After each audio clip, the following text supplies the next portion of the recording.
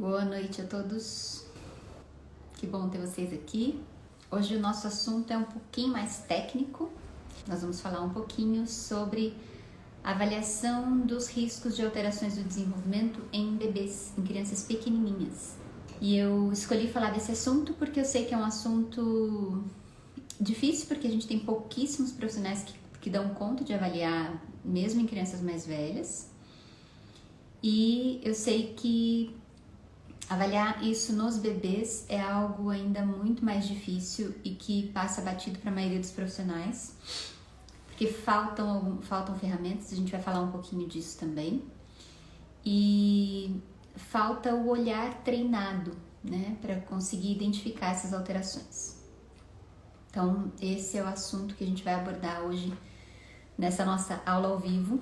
Eu espero que isso contribua bastante para todos vocês que são profissionais, para vocês que são pais.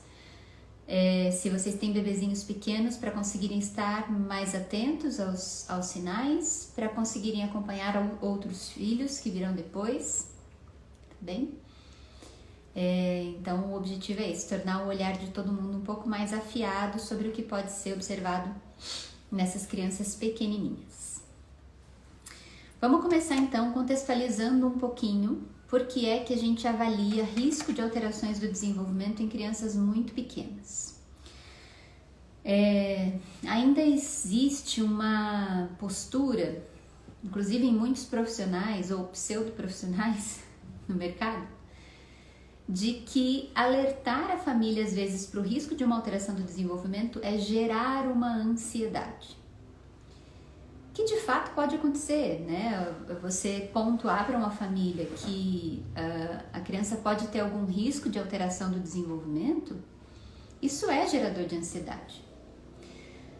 Mas a gente precisa olhar objetivamente e pensar se, apesar de gerar essa ansiedade, isso é de fato algo negativo. Por quê? Eu lembro que uma vez eu fiz um curso com um médico que é referência em diagnóstico e tal no Brasil. Ele já é um profissional mais antigo, vamos dizer assim. E ele dizia assim, olha, a gente vai fazer avaliação precoce de um risco de alteração do desenvolvimento.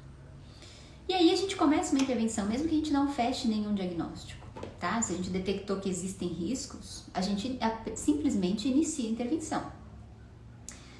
Se ao final do processo a gente concluir, puxa, olha, a criança tá bem, tá tudo ok. Ele fala assim, a gente abre uma champanhe, comemora e segue a vida feliz. Se a gente chegar no final desse processo e falar, puxa, essa criança de fato tem um transtorno do desenvolvimento, a gente abre 2 champanhes e comemora mais ainda porque a gente aproveitou o melhor momento de intervenção para essa criança, tá certo? Então, esse é o raciocínio quando a gente pensa em avaliar uma criança pequenininha. É importante que a gente esteja atento a essas questões, porque esse período dos primeiros meses, ele é o período mais sensível, onde a gente tem o máximo de neuroplasticidade, o máximo de capacidade adaptativa do cérebro, e é onde a gente tem a maior possibilidade terapêutica, tá? Então, quando eu estimulo um bebê de 6, 7, 8, 9 meses, a resposta desse bebê é infinitamente superior à de um bebê de 1 ano e meio, a de uma criança de 2 anos, a de uma criança de 3 e daí por diante, então nem se compara. Então, quando a gente está pensando em intervenção precoce, a gente está pensando numa capacidade adaptativa imensamente superior nesses primeiros meses, tá? Eu já tive algumas experiências muito interessantes, eu vou compartilhar com vocês depois de estimulação de bebezinhos pequenininhos. Então, quando a gente está falando dessa intervenção nessa fase aí dos meses antes de 1 ano de vida, e eu sei que quando eu estou falando de intervenção com crianças com menos de 1 ano, isso pode soar absurdo para algumas pessoas que nunca viveram essa experiência, que nunca observaram essa possibilidade. Mas intervir com um bebê antes dos 12 meses é possível e é muito, muito, muito eficaz. Muito mais eficaz do que você intervir com uma criança maior, tá? Vocês já me ouviram falar aqui em lives, em posts, etc., sobre a importância dos primeiros 1000 dias da criança. A gente já tem, se vocês digitarem aí no Google os primeiros 1000 dias, vocês vão ver que existem já muitas publicações, muitas campanhas a respeito disso. Porque essa fase dos primeiros 1000 dias, que é a fase que compreende a gestação, as 40 semanas de gestação e mais os 2 primeiros anos de vida, que corresponde a aproximadamente 1000 dias, esse período é um período que é capaz de determinar quase tudo que esse indivíduo vai ser quando adulto. Então, uma boa parte daquilo que esse indivíduo vai ser como adulto é determinado dentro desse período dos primeiros 1000 dias. Então, entender o funcionamento desses primeiros 1000 dias, estimular adequadamente a criança nesses primeiros 1000 dias, prevenir transtornos nesses primeiros 1000 dias é algo que é potencialmente modificador de toda a vida desse indivíduo, tá? A ideia com isso é que a gente detecte, muitas vezes a gente não vai fechar nenhum diagnóstico antes de 12 meses, tá? É muito difícil a gente conseguir fechar diagnóstico, não é impossível, tá? Já tive casos de crianças que a gente conseguiu fechar diagnóstico antes dos 12 meses, diagnóstico de autismo, por exemplo, porque tinha sinais muito evidentes, muito claros, e a gente conseguiu fechar esse diagnóstico nessa fase. Esse não é o principal objetivo. O principal objetivo não é fechar o diagnóstico antes dos 12 meses. O principal objetivo é detecção de sinais de risco. Esses sinais de risco são suficientes para um planejamento de intervenção. E com essa intervenção antes dos 12 meses, gente, a gente faz quase que milagre, viu? É impressionante o resultado que a gente tem quando a gente consegue estimular um bebezinho pequenininho. A gente consegue diminuir muito os sintomas, a gente consegue reduzir muito o tempo de intervenção e com isso a gente economiza tempo, a gente economiza recursos, porque nessa fase a gente não precisa de intervenção intensiva. E se a gente atua nessa fase, essa criança provavelmente não precisará de intervenção intensiva no futuro. Óbvio que existem casos e casos, né? Existem transtornos e transtornos. Mas quando a gente consegue identificar e tratar esses sinais de risco nos bebês pequenininhos, existe uma possibilidade grande da gente ter uma redução tão significativa dos sintomas que essa criança sequer vá precisar depois de intervenção intensiva, como acontece quando a gente faz o diagnóstico mais tardio. Vou contar 2 casos que eu acompanhei para vocês entenderem. O primeiro foi de um bebezinho que chegou para mim com 7 meses de idade, eram gêmeos. A mãe suspeitou do risco de autismo no menino, porque era uma menina e um menino, e a menina tinha um desenvolvimento muito legal e o menino tinha um desenvolvimento muito aquém do esperado. E essa mãe não se deixou levar pela falácia de que os meninos demoram mais mesmo, porque isso não tem muito fundamento. E ela começou a perceber que, de fato, o menino não respondia da maneira como a menina respondia. Então ela me procurou, a gente fez algumas avaliações e nós iniciamos de fato, ele apresentava vários sinais de risco para autismo, tá? Sinais perceptíveis aos 7 meses. Eu vou falar de um protocolo para vocês mais no final da live, que a gente consegue avaliar nessa faixa etária. E aí nós começamos uma intervenção. O que a gente sugere? O que a gente tem de alguns trabalhos internacionais que sugerem propostas de intervenção para essa fase? Normalmente, essas crianças não vão para um profissional atender. O mais comum, tá? A menos que essa criança tenha atrasos motores muito significativos e evidentes ou coisas do tipo. Mas na maioria dos casos, a proposta que é mais eficaz é o treinamento parental. Então foi o que eu fiz com essa mãe. Eu comecei a treinar essa mãe para que ela estimulasse essa criança em casa, de modo a estimular dentro daqueles sinais de risco que a gente mapeou. E era a coisa mais impressionante da vida, porque uma habilidade, por exemplo, que numa criança de 3 anos a gente demora 6 meses para conseguir adquirir, com esse bebezinho de 7 meses, a gente programava a estimulação essa semana, na semana seguinte ele já tinha adquirido a habilidade. E ele já não apresentava mais o atraso naquela habilidade. Era uma coisa impressionante. E a gente ficava assim, nossa, mas será que tinha mesmo essa dificuldade? Aí a gente voltava lá nos vídeos e ia olhar uma semana atrás e falava assim, puxa, olha só, de fato, essa criança apresentava essa dificuldade real.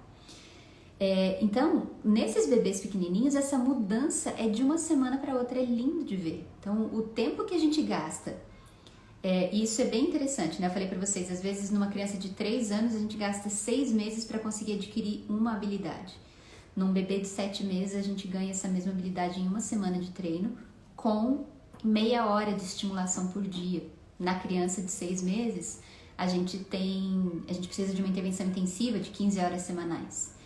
Então, a necessidade de intervenção, quando eu faço essa detecção em um bebê e quando eu faço esse diagnóstico já numa criança de 3 anos, a frequência, a intensidade, tudo é muito maior a necessidade quando eu tenho uma criança de 3 anos.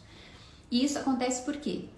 Porque essa capacidade adaptativa, essa neuroplasticidade, ela é infinitamente maior quanto menor é a criança, tá bem?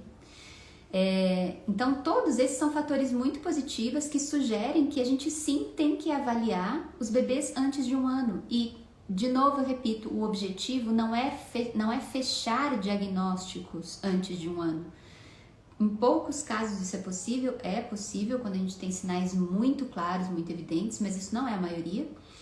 O objetivo é detectar sinais de risco e fazer intervenção. E isso, gente, é prevenção. Para quem estudou um pouquinho de saúde pública, sabe que isso é uma prevenção secundária, né? Que a gente consegue, de fato, diminuir muito o impacto dessas alterações no futuro. Tá joia? Esse bebezinho de 7 meses foi um caso. Quando esse bebê completou 1 ano, ele tinha pouquíssimos sinais de risco, já não era quase identificável. E essa é a ideia, a gente fazer essa intervenção tão precoce que a gente reduza tanto os sintomas que a gente viva com a dúvida. Será que essa criança um dia viria de fato a ter o transtorno? Nunca saberemos, porque a gente fez a intervenção muito cedo. A gente teve uma redução muito significativa do sintoma e a gente conseguiu fazer com que esses sintomas praticamente sumissem ou se reduzissem muito significativamente, a ponto de uma avaliação diagnóstica já não ser capaz de fechar, sabe? Aquela criança que vai ficar sempre ali, tipo, e agora? Né? É ou não é? E essa é a ideia, tá? Esse é o objetivo. E confesso que esse Instagram nasceu fundamentalmente para isso. Eu sempre acreditei muito na intervenção precoce e eu sempre tive que lidar muito com as crianças que chegavam para mim com diagnósticos tardios, apesar das famílias já terem suspeitado muito cedo de que a criança poderia apresentar alguma alteração, mas mesmo assim eles procuraram fono, procuraram pediatra, procuraram neuro e foram desencorajados. Então esse Instagram nasceu especialmente para isso, para dar recursos para profissionais e para famílias, para que a gente consiga fazer diagnósticos cada vez mais precoces, tá? Ou detectar riscos cada vez mais precocemente para a gente conseguir não fechar diagnósticos depois. Essa é a ideia. Não sei se vocês sabem, mas em 2017 foi sancionada uma lei do SUS que determinava que o SUS deveria adotar um protocolo de avaliação de riscos do desenvolvimento para bebês até 18 meses, tá?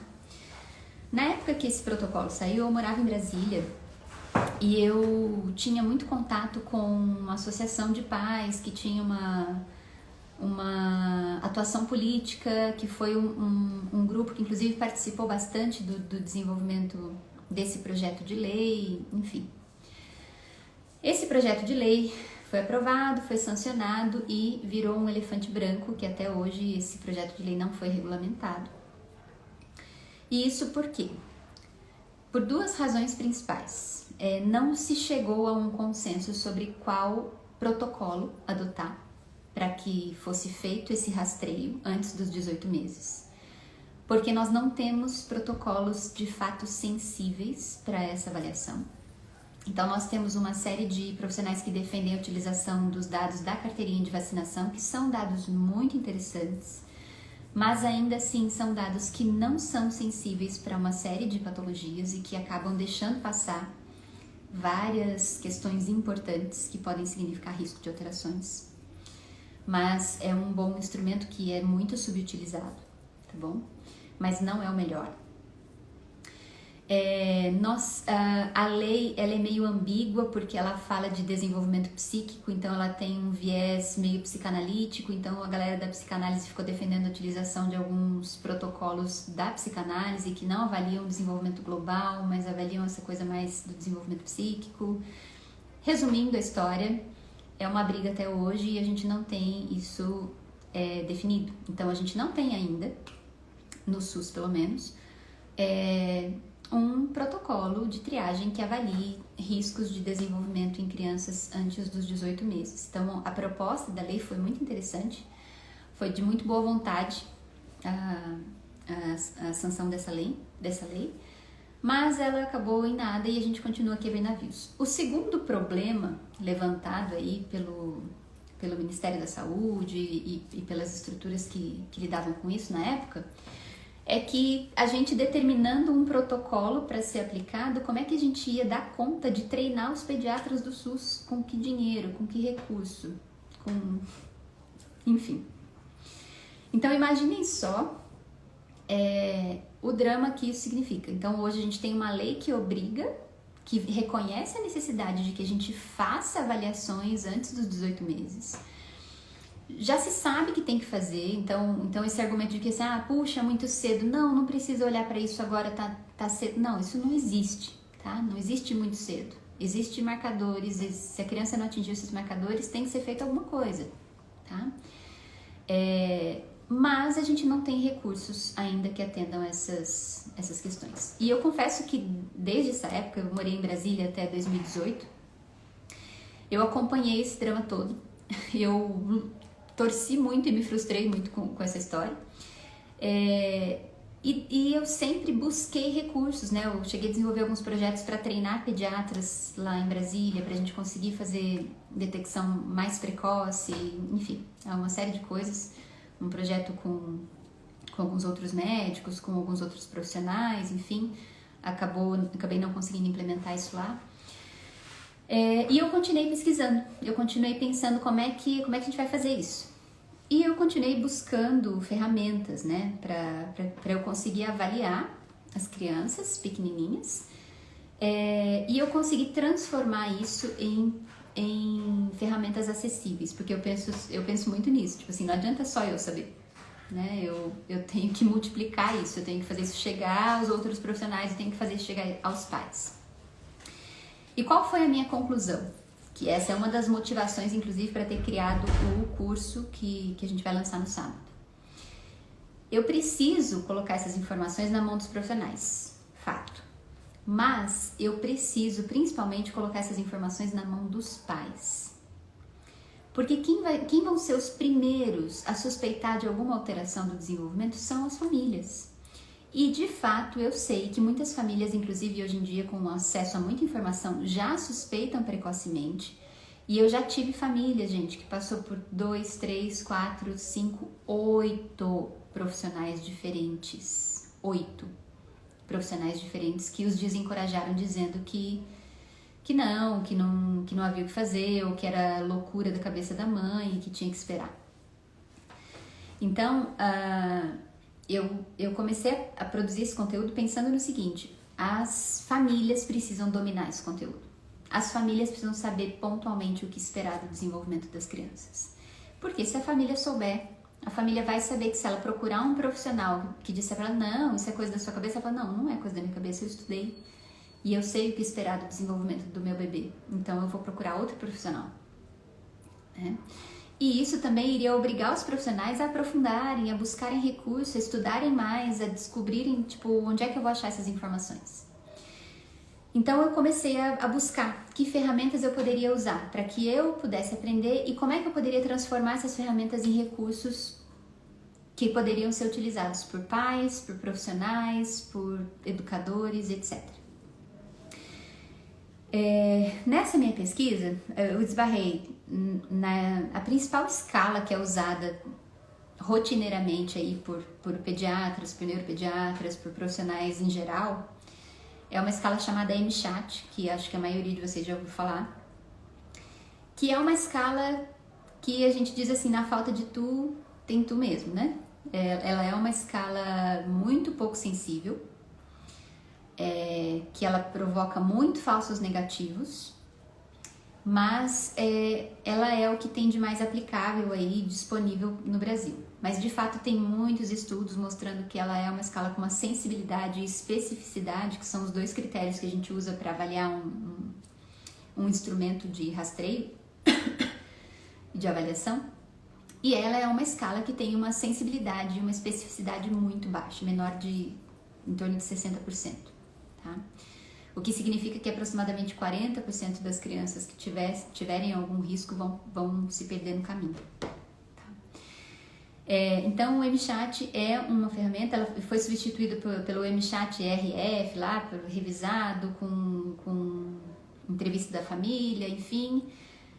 Ainda assim continua sendo bastante inespecífico. Aí tem uns artigos que falam que o QChat, que é uma outra versão, é mais eficiente. Enfim, resumo da ópera, é a ferramenta que se tem por aí, mas não é uma boa ferramenta, tá?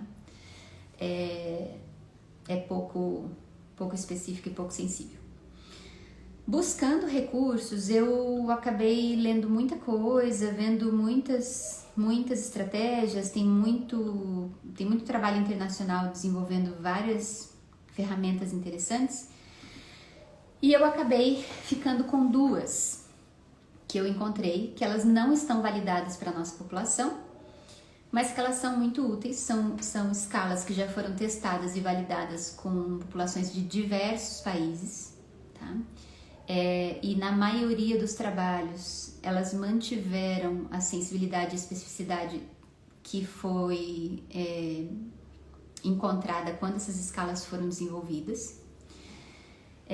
Então são escalas que são de fato um pouco mais confiáveis, mas que a gente ainda não tem validação no nosso país.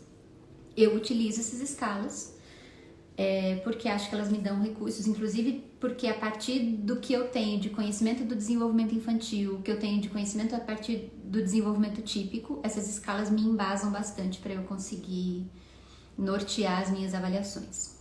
Eu vou falar dessas duas escalas para vocês, tá? Essas duas escalas, uma é a AOC ou AOSI, tá? Que é uma escala canadense, que ela foi feita para avaliar bebês pequenininhos mesmo, gente. Ela avalia a partir de 6 meses de idade, tá? Ela avalia entre 6 e 18 meses de idade. Essas escalas exigem treinamento específico, enfim, mas se você tiver uma boa noção de desenvolvimento infantil, você consegue aplicar bem essas escalas sem maiores dificuldades, tá bom? A primeira é essa AOSI, que é essa escala canadense. Ela se baseia em 20 itens, são 20 habilidades que são descritas pela escala, e eu tive o trabalho de pegar essa escala e comparar essa escala, porque ela é uma escala de rastreio, então ela observa alterações, e eu fui comparar essa escala com escalas de avaliação do desenvolvimento, porque essa escala compilou essas habilidades entre 6 e 18 meses. Mas ela não diz especificamente quando que cada habilidade deve aparecer. Então eu fui buscar nas outras escalas de avaliação do desenvolvimento, como a Bayley 3, como a Denver 2, como a Vineland e outras escalas, que eu, no curso de desenvolvimento, tenho uma aula só sobre as escalas de avaliação, tá? Então eu peguei essas escalas e eu comparei. E aí eu tenho aqui uma estimativa de aproximadamente quando que cada uma dessas habilidades deve aparecer. Então esse é um dado que não está nos trabalhos dessa escala, esse é um dado que eu produzi, mas eu vou comentar com vocês aqui um pouquinho do que a gente espera, tá? Então essa AOSI, ela é uma escala que tem 20 itens de observação comportamental e de teste. O primeiro item, é um item que fala sobre habilidade de rastreamento visual, tá? Essa é uma escala específica para risco de TEA, tá? Então, é uma escala específica para avaliação de risco de autismo em crianças pequenininhas a partir dos 6 meses de idade. O rastreamento visual é a capacidade que a criança tem de acompanhar com os olhos, tá? Um objeto em movimento que é apresentado diante dela. Ela fazer isso aqui, ó, tá? 180 graus. Esse rastreio visual, ele aparece logo ao nascimento. A criança é capaz de fazer esse rastreio até aqui, ó, tá? Ou daqui pra cá. A partir do primeiro mês de vida, essa criança já consegue fazer esse rastreio de 180 graus. Não ser capaz de fazer esse rastreio, ali a escala prevê isso no 6º mês, tá? Ela fala de avaliação desse risco a partir do 6º mês. Não ser capaz de fazer esse rastreio visual pode ser um fator de risco para TEA. Óbvio que uma habilidade isolada não significa nada, eu canso de repetir isso 1000 vezes aqui nas caixinhas, nos stories, nas respostas, tá bem? Essa escala tem critérios, eu vou passar um por um desses critérios, mas uma habilidade única sozinha não significa nada, tá? Mas essa é uma habilidade importante de rastreamento visual que é prevista em escalas de desenvolvimento e está prevista aqui nessa escala como um fator de risco para autismo, tá bom? Outro fator de risco identificado por essa escala é uma habilidade que a criança adquire por volta dos 3 meses de idade, que é o desengajamento da atenção de um objeto para o outro. Então, lá na escala Bailey, por exemplo, a gente tem uma habilidade que é a do engajamento da atenção. Você apresenta um objeto para a criança e ela fixa o olhar por pelo menos 3 segundos. Depois, um pouquinho mais para frente, ela fixa por 5 segundos. Isso está previsto lá em cada faixa etária. A gente espera que se eu apresentei um objeto aqui para a criança e de repente eu trago um outro objeto aqui, a criança tem que ser capaz de fazer isso aqui, tá? Isso a gente chama de desengajamento da atenção. Não conseguir fazer esse desengajamento também pode significar um fator de risco. Terceiro item que consta dessa escala da OSE é a resposta ao nome, tá? Que começa a aparecer por volta dos 6 meses e pode aparecer ali até por volta dos 8 ou 9, tá bem? Então, chamar a criança pelo nome e ela se voltar para você. Eu sempre digo, e eu ressaltei isso bastante nas aulas do curso, pelo amor de Deus, não fica repetindo o nome da criança 800 vezes porque ela não vai responder, tá? Se a criança não tem dificuldades, você chamou uma vez, ela respondeu, você chamou a segunda, ela não responde, você chama a terceira, ela responde, é uma resposta ainda meio inconsistente nessa fase. Se você ficar martelando lá, fulano, ela não vai responder. Isso é óbvio, porque se eu fizer isso com você, que tá me assistindo, você também vai parar de responder em algum momento, tá? Então, não fiquem martelando na cabeça da criança, gritando o nome dela 24 horas por dia, pra ficar testando, porque vai dar errado, tá? Se ela respondia pro nome, ela vai parar de responder. Item 4. É uma habilidade também que supõe-se que a criança adquire ali por volta dos 6 meses, que é a resposta em relação à mudança de expressão facial. Então, você tá ali interagindo com o bebê e de repente você muda de sorrindo para neutro. E aí você observa a resposta no rosto da criança. Isso também pode significar um fator de risco para bebezinhos pequenos. Depois, a antecipação de rotina social, que é quando a gente começa a brincar com a criança, fazer uma cosquinha, por exemplo, e a gente faz assim, a criança já faz assim para esperar o que vem depois. Essa é uma habilidade social importante também, a ausência dela pode significar risco. Outra habilidade que pode ser adquirida até por volta dos 11 meses é a imitação orofacial. Você fazer gestos e a criança reproduzir. A ausência disso pode significar risco para autismo, mas também pode significar risco para outras coisas, tá? Como, por exemplo, transtornos motores de fala. É comum que a criança tenha dificuldades com as praxias orofaciais, tá joia? A imitação com objetos, então você fazer uma ação com um objeto e dar a oportunidade para a criança fazer também. Por exemplo, penteia o cabelo e uma criança um pouquinho maior, né? Entrega para ela para ver se ela imita, tipo, faz você agora. Bater um objeto e pedir para a criança fazer igual, tá? Então essas habilidades de imitação, a ausência delas também podem significar risco em bebês pequenininhos. As vocalizações sociais, que surgem também a partir dos 6 meses de idade. A imitação com objetos aparece por volta dos 10, tá bom? 10 meses. As vocalizações sociais são aquelas trocas de turno de vocalização que a criança faz com você. Tipo, você faz na, na, na, na, na, e aí o bebê tenta na, na, na, na, na. Tá? Ou você faz um barulhinho e ele faz e você faz um e ele faz outro. Essas trocas de turno de vocalizações, a ausência delas pode significar risco para transtornos do desenvolvimento, especialmente o TEA, tá? O contato visual, que aparece logo no primeiro mês de vida, tá bem? A ausência dele pode ser risco.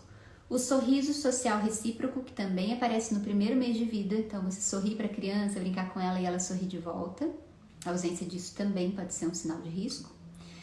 A coordenação do olhar e da ação, que é a capacidade da criança acompanhar com o olhar a ação, tá? E a capacidade dela de alternar o olhar entre um objeto e o interlocutor, aparece por volta dos 4 meses.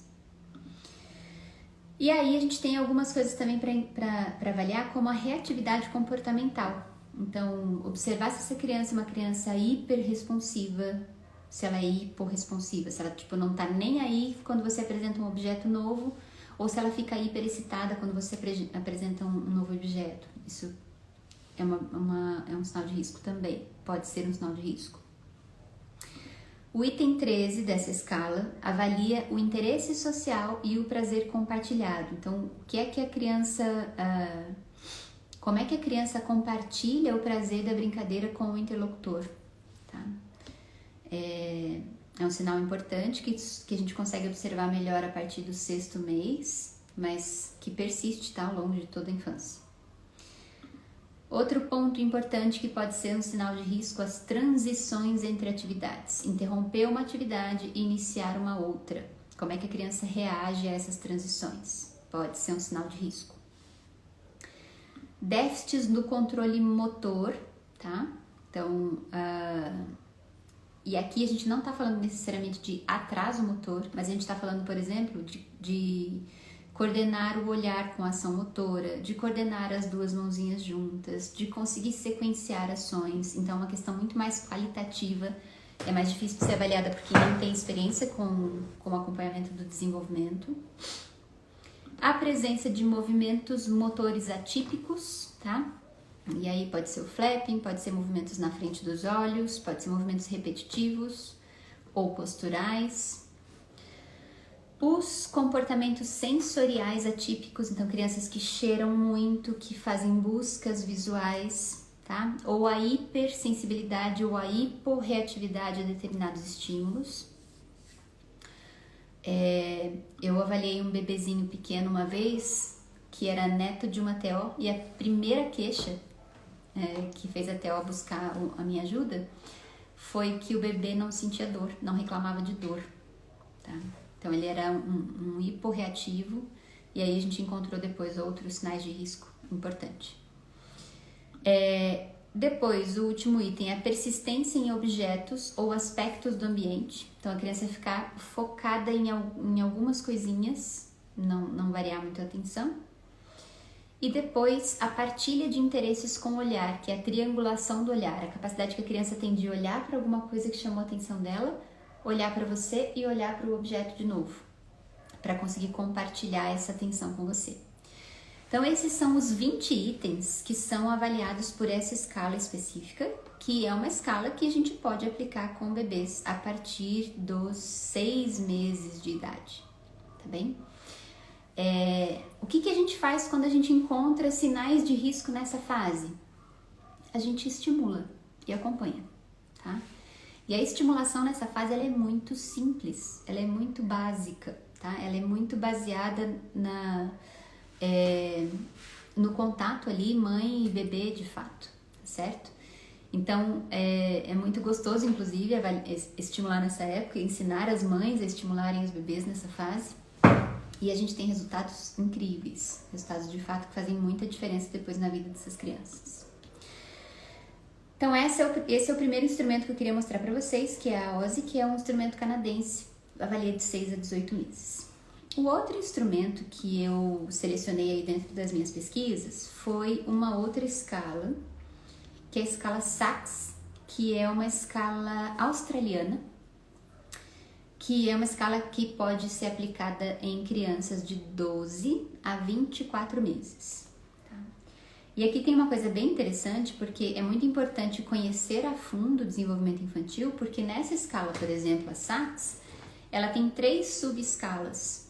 Ela tem uma escala específica para ser aplicada aos 12 meses, uma outra escala específica para ser aplicada aos 18 e uma outra escala específica para ser aplicada aos 24 meses. As habilidades que essa outra escala avalia, vocês vão ver que algumas são similares às que eu apresentei antes e outras são diferentes, porque a gente está falando de uma outra faixa etária, tá? Ainda que elas se coadunem ali entre 12 e 18, mas principalmente ela avalia crianças um pouquinho maiores, tá? De 12 a 24 meses. Ela é uma escala que tem um alto nível de sensibilidade e especificidade, e essa escala ela foi transformada num aplicativo que serve para monitoramento nos serviços de saúde pública australianos. Tá? Então, eu de modo especial me envolvi com essa escala, porque é muito parecida com o meu projeto que eu estou desenvolvendo, que eu estou falando aí de vez em quando para vocês. O que eu fiz para tornar essa ferramenta que eu estou desenvolvendo, que é o aplicativo que eu já comentei com vocês, um pouco mais acessível? Eu compilei os dados das escalas de desenvolvimento e eu cruzei os dados dessas escalas com essas 2 escalas de rastreio, tá? A SACS e a OSI, para que a gente consiga, então, faz parte da inteligência do aplicativo que a gente está desenvolvendo, ele já detectar essas habilidades, se a criança falhar nessas habilidades, ele já vai informar a família que existe um sinal de risco e que a família deve procurar um especialista para avaliação, tá? E aí o próprio aplicativo já vai direcionar a família para alguém experiente nessa faixa etária. Isso vai facilitar muito a vida, por exemplo, dos pediatras, no rastreio, no acompanhamento no consultório, dos fonoaudiólogos, quando recebem um bebê pequenininho, vão poder fazer avaliação por meio dessa ferramenta que compila todas essas informações. Tá? E aí ainda tem um prazo para a gente validar esses dados por meio de pesquisa, tá em andamento. Vai ainda um tempinho aí para isso estar realmente redondinho, mas logo ela já vai estar disponível para alguns testes. Então vamos falar dessa escala SACS. Eu não vou falar das subescalas de 18 e de 24 meses, eu vou focar apenas aqui nessa escala dos 12 meses, porque a gente está falando de detecção precoce em crianças pequenininhas, tá? Então o meu foco aqui para essa aula específica é até os 12 meses de idade. Tá bom? O que a gente tem então? O primeiro item que a escala SACS sugere é apontar. Isso aqui é bem complexo para algumas pessoas, porque às vezes a gente pergunta assim para a família: o seu filho aponta? E ele só aponta. Eu falei: como é que é esse apontar? Ele quando está passando um desenho na televisão, ele vai lá com o dedinho e faz assim, ó. Ou quando ele está vendo um livro, ele vai lá com o dedinho e faz assim. Quando a gente fala de apontar, a gente não está avaliando o gesto motor do apontar, mas a gente está avaliando a função comunicativa do apontar. E esse apontar ele pode ter 2 funções comunicativas. Uma que é apontar para pedir e a outra que é apontar para compartilhar interesse, tá certo? Então, quando a criança quer alguma coisa e ela faz assim, ó, e olha para você, ela tá te dizendo: me dá, eu quero aquilo, tá bom? Quando a criança faz assim, ó, e olha pra você e olha pra lá de novo, ela pode, por exemplo, estar vendo um passarinho e ela quer que você olhe pro passarinho que ela também tá vendo, tá joia? Então esse é um apontar para compartilhar interesse e o outro é um apontar para pedir. esses dois apontar têm função comunicativa. O apontar que a criança faz, por exemplo, no desenho que ela está vendo na TV ou na imagem que ela está olhando no livro, não tem função comunicativa, porque não é dirigida ao outro, tá? Então, apontar é uma habilidade que aparece antes dos 12 meses, mas ali mais frequentemente por volta dos 12 meses, tem que estar consolidada. E ela tem essa função importantíssima comunicativa, tá bom? O segundo item que essa escala avalia é o contato visual. A criança faz contato visual espontâneo com você, tá? E essa habilidade também aparece lá na outra escala, na AOSE que eu falei para vocês. Terceira habilidade, fator de risco aqui que a escala SACS sugere para crianças de 12 meses. Não dar tchau, tá? Fator de risco também. Outro próximo item que ela avalia como fator de risco, imitação. Se a criança não consegue imitar pequenas ações motoras que você demanda para ela, isso pode ser um fator de risco também para as crianças pequenininhas. Próximo item, que também aparece na outra escala, resposta ao nome. Criança que não responde pelo nome pode significar risco para autismo.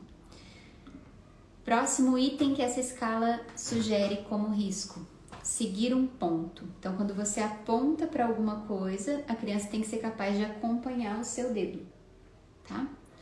Não conseguir acompanhar pode significar um fator de risco.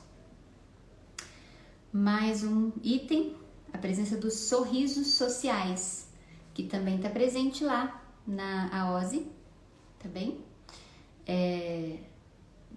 A ausência do sorriso social pode ser um fator de risco. A ausência do balbucio na conversação, então se a criança não apresenta o balbucio, esse balbucio diferenciado pode ser um fator de risco. Próximo item que ela avalia é se a criança fala de 1 a 3 palavras, então aos 12 meses essa escala prevê que a criança produza pelo menos de 1 a 3 palavrinhas reconhecíveis e com significado. Próximo item essa criança apresenta compreensão de instruções simples, ela consegue compreender instruções simples? Não compreender também é um fator de risco. Próximo item que essa escala avalia, atenção aos sons. Essa criança se volta para os sons do ambiente, tipo, ela ouviu um barulho, ela procura, tá? A ausência dessa habilidade significa risco também para autismo. E essa escala sugere que se a criança falhar em 3 itens, de 5 itens chaves, que eu não vou entrar em detalhe aqui, essa criança já apresenta alta probabilidade de autismo e aí ela precisa de uma avaliação diagnóstica. Essa é uma escala de rastreio, tá, gente? Então, essas aqui são 2 escalas importantes que eu selecionei nas minhas pesquisas, que eu tô trabalhando em cima delas por volta de 2 anos, mais ou menos, tá? A AOSE, eu trabalho com ela já há mais tempo, há uns 4 anos. Essa SACS, eu entrei em contato com ela há 2 anos. E são escalas que estão dentro aqui do meu foco de trabalho, e são escalas que têm aquelas características que eu falei no começo, uma alta sensibilidade e alta especificidade dentro das pesquisas que foram desenvolvidas com elas, tá? Como eu disse, essas 2 escalas não têm validação para a nossa população brasileira. Se alguém gostar de pesquisa e quiser trabalhar validando-as, são instrumentos interessantes. Eu vou trabalhar adaptando elas para essa ferramenta que eu estou desenvolvendo. São escalas muito úteis, mas são escalas, gente, que sozinhas não fazem milagre. Se você não tem um bom domínio de enxergar e perceber essas habilidades aqui, você não vai conseguir perceber a presença ou ausência delas. Então, é preciso que haja um conhecimento prévio, de base, do desenvolvimento infantil, para que você consiga, então, aplicar com domínio essas escalas. Tá certo? Então, o objetivo dessa live, dizer para vocês que, sim, nós podemos avaliar crianças pequenininhas, nós podemos avaliar risco de alterações do desenvolvimento em bebês antes dos 12 meses. Eu me ative aqui a falar principalmente desses instrumentos para avaliação do TEA, Mas é muito importante que o olhar de você que é profissional de saúde e o olhar de você que é pai e mãe esteja atento a todas as áreas do desenvolvimento. É preciso que a gente esteja sensível ao desenvolvimento motor, é preciso que a gente esteja sensível ao desenvolvimento cognitivo, é preciso que a gente esteja sensível ao desenvolvimento socioemocional, é preciso que a gente esteja sensível ao desenvolvimento da comunicação e de todas as outras áreas, tá? Então é preciso que a gente entenda, para que a gente consiga mapear bem o que são marcos do desenvolvimento, entender que se a criança falha em um único marco, isso não significa absolutamente nada, mas que se a criança falhou em um, falhou em dois, falhou em três, isso precisa ser olhado. É preciso que a gente entenda, principalmente vocês, profissionais de saúde que estão aqui, que a gente não pode restringir o nosso olhar exclusivamente à nossa área. Eu já recebi criança que chegou com um diagnóstico tardio, que estava fazendo, por exemplo, intervenção com um profissional que só estava olhando para a área dele há muito tempo, quando essa criança tinha um transtorno global do desenvolvimento, que precisava de intervenção em todas as áreas, né? Então a criança foi para a físio porque tinha um atraso motor, que era o que era mais evidente, e ficou lá na físio meses, fazendo fisioterapia e perdendo um tempo precioso que ela devia estar numa estimulação global.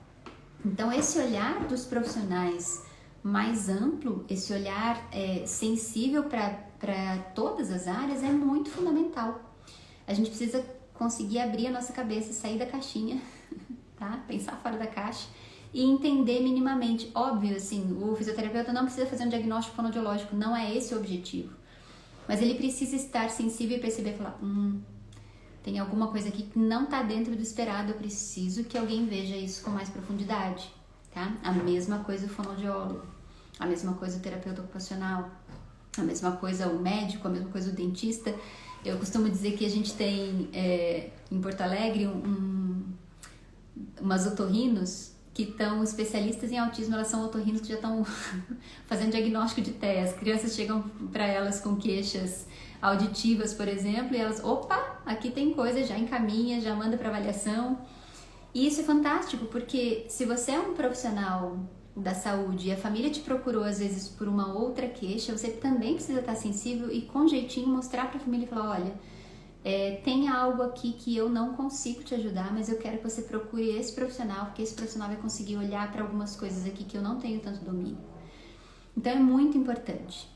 Então o recado que eu queria deixar com essa live é: a gente tem recursos para avaliar crianças pequenininhas, antes dos 12 meses de idade de preferência, tá? A gente não precisa fechar diagnóstico nessa fase, mas a gente precisa intervir. A intervenção para essa fase, ela é eficaz, e se você não sabe intervir, você não precisa dizer para a família esperar, tá? Porque eu sei que a maioria dos profissionais às vezes fala assim, espera porque eles não sabem o que fazer nessa fase, e não sabem nem para quem encaminhar, enfim. Então o que eles vão dizer? Espera. E a família o que faz? Espera, né? Porque não tem recurso, né? Se o profissional que elas buscaram não conseguiu dar um norte para elas, então fica difícil buscar um outro caminho. Então a ideia aqui é dizer para vocês, pais, dominem o desenvolvimento infantil, porque se o seu filho precisar de algum tipo de ajuda, eu falei muito da estimulação do desenvolvimento típico e a gente vai falar muito disso na nossa aula de sábado, tá? Mas se você tem um domínio sobre o que esperar do desenvolvimento do seu filho e você cai na mão de um profissional que não sabe, você vai conseguir mapear e falar assim, esse profissional não sabe o que está falando, eu vou procurar outro, tá certo? E você, profissional, saiba que há o que fazer, você pode fazer avaliações precoces, você pode encaminhar, você pode buscar alguém que tenha um domínio, um conhecimento mais aprofundado sobre o assunto, e você não precisa dizer para a família esperar, tá? Esperar, gente, não tem nenhum benefício, tá? Mas vai gerar ansiedade na mãe. Não é melhor a gente gerar ansiedade e resolver um problema do que você deixar essa mãe sem saber o que fazer e ela depois encontrar um problema muito maior no futuro? Tá certo? Então, esse é o raciocínio que a gente precisa ter aqui, e era isso que eu queria compartilhar com vocês nessa live, para dizer assim, há recursos, a gente tem o que fazer, a gente pode buscar esses recursos e a gente pode melhorar muito a vida dessas crianças e a vida dessas famílias, dando para elas a intervenção mais precoce possível, tá bom? Então era essa partilha que eu queria fazer com vocês, espero que vocês tenham gostado. Eu sei que hoje era uma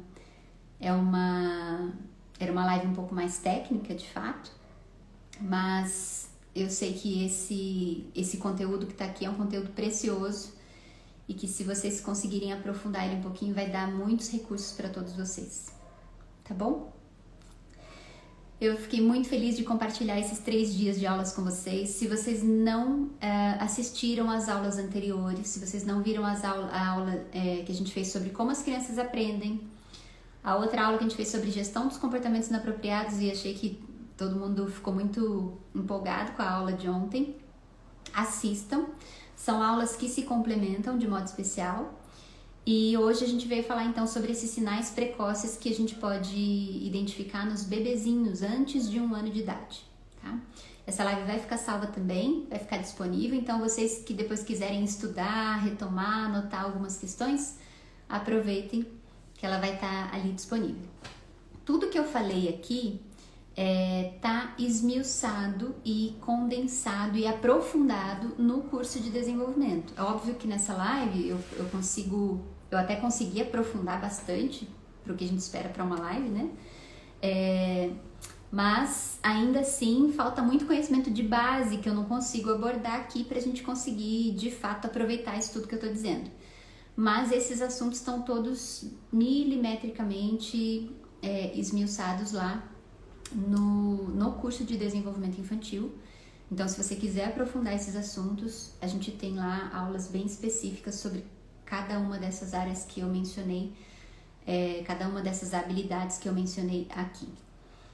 De projeto para o futuro, eu estou desenvolvendo esse aplicativo aí com uma equipe de programadores, de pesquisadores, e a gente vai em breve disponibilizar para vocês.